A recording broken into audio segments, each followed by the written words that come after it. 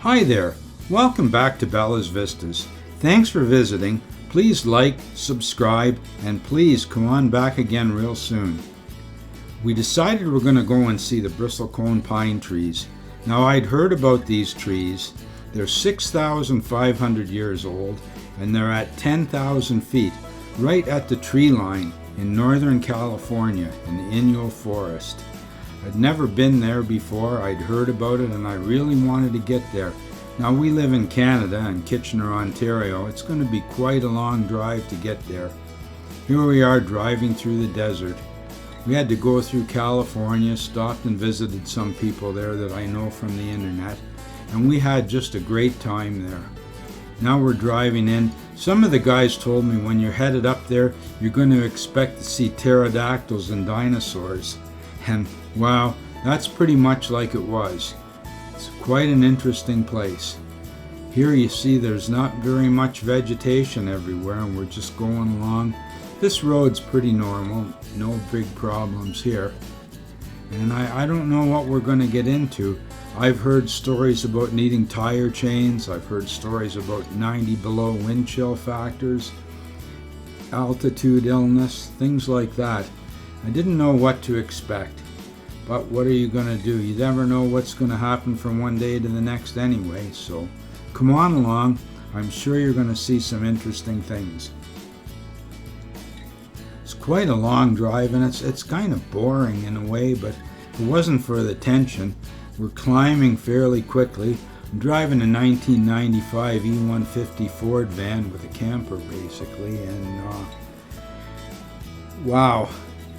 It's having a bit of a chore going up some of these hills. I got to take it real easy, drop down into second gear sometimes. This is what we're looking for. This is one of the trees. Now because they're right on the edge of the tree line at such a high elevation, they put up with tremendously varied conditions. Like, it's hard for them to grow there. Now the road's narrowing down a bit. I have to slow my speed down. We're coming into a one-lane area. I didn't know what would happen if somebody was coming the other way, but there wasn't anybody. Here we go. It's widening out again now. There's a few more trees here too. We've still got quite a ways to climb. As I said, the van is like it's a 351 van. It's 5.8 liters, and but it's older and it's carrying heavy weight. So here we go. We're headed up the mountain. You gotta take it easy on it. You know, you don't just put your pedal to the floor and hope for the best. But here's somebody coming back down. So we know there's people up there anyway. So it's not too scary. It's doable.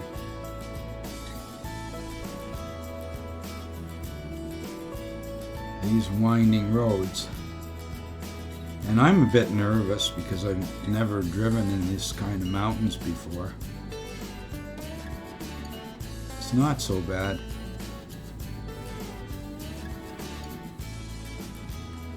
It's a bit of a gray day, you know. Sometimes you'd think it'd be a lot nicer if you had bright sun and everything, but anyway, it is what it is.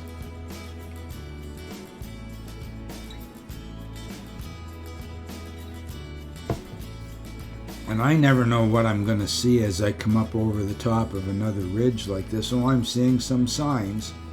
So we know we're in the lookout area here. I'm going to pull over here and just let the transmission in the van cool out a little bit. Just let the engine run, and we're not overheating, so it shouldn't be too bad. Just let the engine cool off and everything, and have a look over the side. It's so beautiful. I mean, whoever thought I'd be in Northern California up in the mountains? I mean, wow, what a great place to be.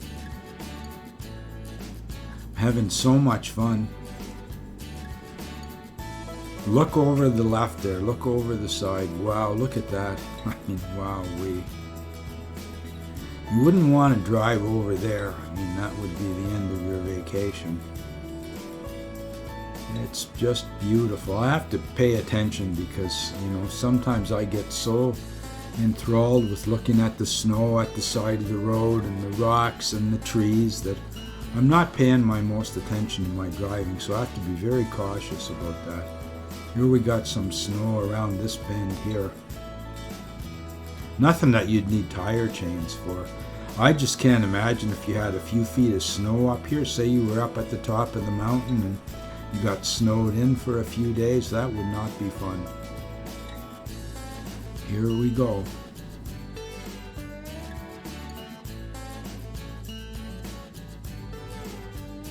I'm really enjoying this, and as you can see, there's no traffic. We really lucked out on this trip. There was hardly anybody up here. There was only a few people altogether that I saw up here. It was just great.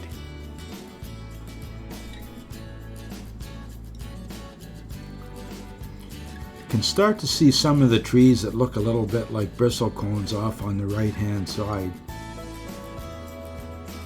They're just subjected to weather where the wind blows past them. You get high winds up here, low temperatures. Like they were talking about 90 below zero wind chill factors and needing tire chains, so we're definitely getting the best of it. This is not the worst of it at all. 10,000 feet up, that's pretty high. And here we are. Look at the bristlecones here. Look at that. Wow. Just what a panorama. Here's some of the trees. Now what happened is we went out there in the evening towards sunset, and our plan was to photograph the trees as the sun went down and then pick out a tree where we would shoot here's a bit of an HDR picture of one of the bristlecones. So I wanted to pick out a tree that I liked and get the stars behind it and make 90 exposures of the stars so that we could combine them and show the star trails. But these trees, just like this, are just phenomenal. I mean, they're so unusual. 6,500-year-old living beings on the planet. I mean, wow, it's just hard to believe. They don't grow very much. They grow very slowly. They're a bit like bonsai trees that have been pruned and tortured by nature to come out looking like this. What a trip. I'm so glad now we're starting to get some stars coming out. And I had to focus on the stars, put the camera on manual focus, and then take a few pictures and zoom in and make sure the stars were sharp. So the stars are basically the subject and the star trails, and the tree is, well, almost secondary, but it sure comes together nicely, I think. Here's one of the bristlecones with the stars behind it, and there's the star trails. This is 90 exposures combined into one. We got very cold making those pictures, and we got back in the van. When we were up by the trees, it was so cold our dog Bella was crying, and we had to sit her between us and keep rubbing her to keep warm. Now the next day, Mary said if I could find somebody that was crazy enough to go on a hike with me, I could go, but she didn't want me going out on my own. And imagine, I did find somebody, a very experienced mountaineer too, that went around with me, and we got these pictures. Now we went through this at night. We hiked back here at night with just our flashlights to guide us. Now in the daytime I'm walking around here, and in my video I can hear myself being all out of breath shooting the video. Well, I was still a bit nervous because I was afraid I might slip and fall, because when I'm walking along here, man, I get just taken up by these trees. Look at the roots on these trees and the branches up to the sky. You just don't see this. I sure don't see anything like this in Ontario. I'm so glad that we made this trip. Like I said, it was a really long drive. It was worth every bit of it to see these trees. I brought home a pine cone from up there, but no seeds. Here's the trees again, just beautiful. Look at that old tree. One of these is General Sherman, and I don't know which one it is, but these are some big trees. They're wide around, and because they're so old, 6,000 years, that's a lot of rings on a tree. Here you have an ancient tree and a jet flying by above it. I thought that was just like the old and the new. Then I tried some polarizing filters and different things to bring out the trees. I mean, I'm really nervous when I'm taking pictures like this because I've spent so much time, effort, gasoline, and everything to get here. I wanted to make sure I got the pictures. And I think I got them. I'm so happy with these trees. Look at that. Wow. Just an amazing tree. Unbelievable. I've seen some trees something like this around the Grand Canyon, but still, this is like way over the top. This was worth that drive. This, I know I used a polarizer here for this one, and this is the HDR version of it. That's like two different kind of bristlecone trees in one picture. Look at that.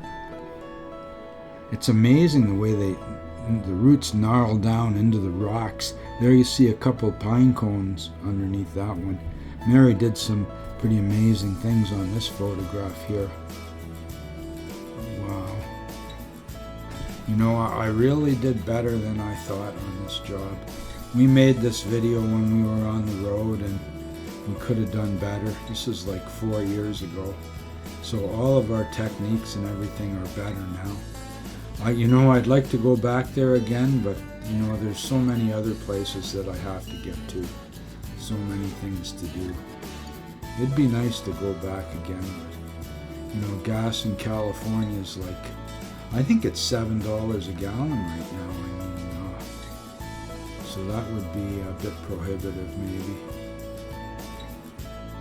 It was expensive, you know, driving down the mountain. Our front brakes on the van caught on fire a bit and needed to have new rotors and brake pads and wheel bearings put in. It was pretty expensive, but we found a wonderful shop, Arnold's Garage, and they did just a fantastic job for us and treated me as good as anybody ever did, really.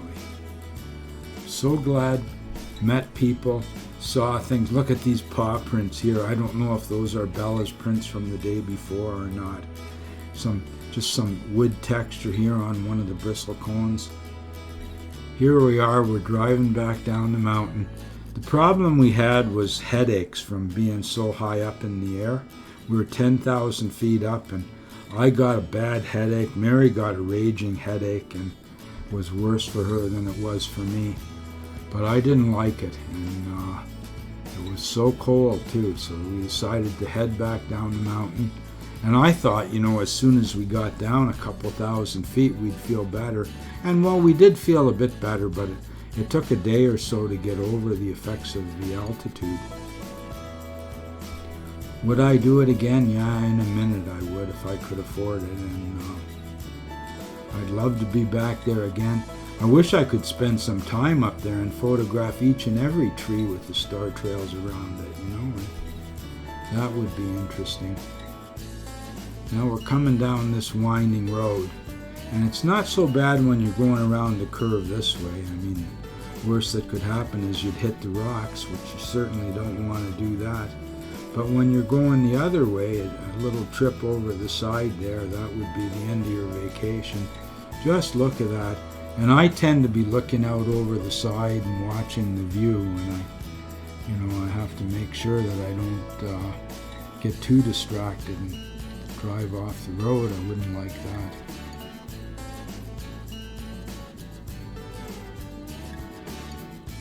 So nice. I wish we had a GoPro when we were shooting this video. Here's the one lane. Now we're coming down, it's narrowing down to one lane. And this way you have to yield to the cars coming up the other way. So fortunately, again, no traffic at all. And the road is clean and dry. I don't think you could have had any better luck than we had. And I was so fortunate to meet the fella that took the hike with me around the bristlecones. That was just great. He had some mountaineering stories to tell me about sliding down the mountain on the ice and getting his pick dug in so that he didn't go off the mountain. Somebody's passing me there. I don't go very fast in the van. Take care. So we're back on the level now. few houses here and there. We had our fun up there at the Bristlecone Pines, that's for sure. Police there. Thanks for visiting Bella's Vistas. Please like, subscribe. Come on back again real soon.